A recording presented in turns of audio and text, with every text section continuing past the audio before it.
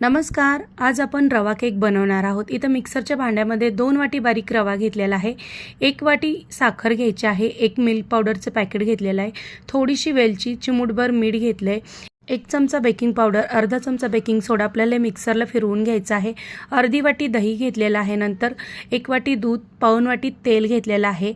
हे आपल्याला 5 ते 10 मिनटं असंच झाकून ठेवायचं आहे. इथे एका केक टिनला मी तेल आणि मैदा लावून घेतले. तुम्ही बटर पेपरचाही वापर करू शकता. गॅसवरती कढई प्रीहीट करायला ठेवली आहे 5 मिनिटासाठी. आता इथं थोडासा फूड कलर घेतलेला आहे आणि आपल्याला हे बॅटर मिक्सरला फिरवून घ्यायचं आहे. छान असं मिक्स करायचं. आवडीनुसार ड्रायफ्रुट्स घालायचे आहेत आणि केक टिनमध्ये काढून घ्यायचं आहे. आता की नाही आपल्याला हा केक बेक करून घ्यायचा आहे.